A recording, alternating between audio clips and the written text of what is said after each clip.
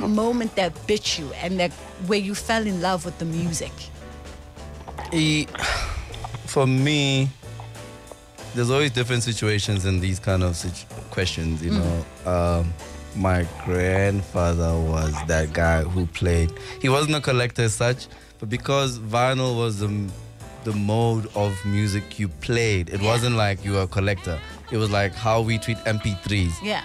So he would just play whatever, but he had a few records that used to like, you know, I used to go crazy when I listened to some of the stuff. As in crazy, I want to strangle him for repeating one side of Brooke Benton, Lie to Me. Like, till today, I can't listen to that record because he played that Lie to Me album every Sunday.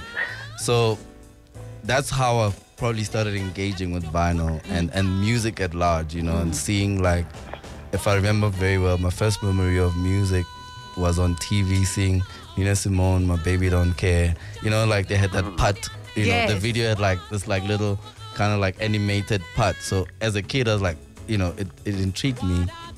And another moment was with Louis Armstrong, What a Wonderful World. I don't know what that was, but like it caught my eye, and you know, because of the music in it.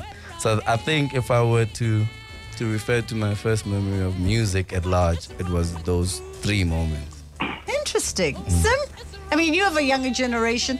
I could say that. But I think for me, I can't really picture or remember a specific moment where I can say this is when. Yeah. I think it's in things that happen around you that lead to interest in certain things. And for me, I think we never really had some interesting television at home, but there was this thing at home that could play music, which kept me very busy. And through that, I learned to appreciate music.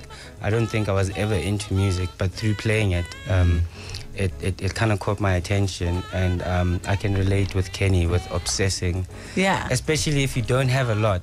You know, you have a little stack at home. Your parents, you know, can only buy a certain amount of records a month, so the supply was limited, and you could only play so many songs so many times, and I guess that's what got me in. Okay. Yeah. Well, we heard from the young ones, Vinny. For you?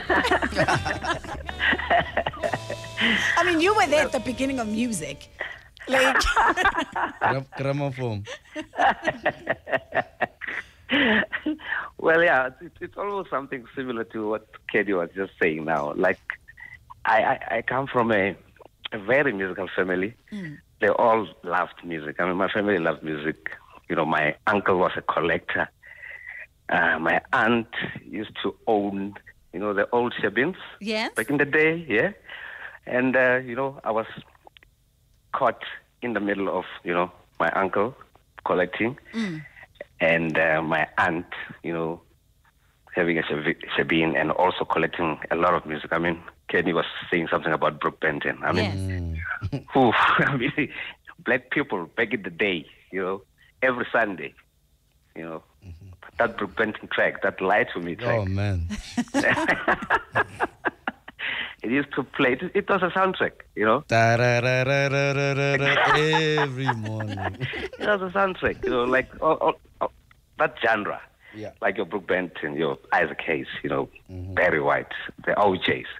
That was, you know, I was right in the middle of that, going to school, and you know, listening to all this music that's been playing over and over. And my uncle had friends who they were collecting with. They were competing. Like, I've got this one first, you know. Yeah. That kind of vibe where every Saturday afternoon they come from, you know, they wake up, go to town, buy a few vinyls, and then I got this first.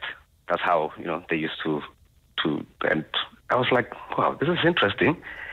And, you know, growing up like that, listening to all this music, yeah, it catches you, you know, and then you grow up listening to that. Eventually you love it.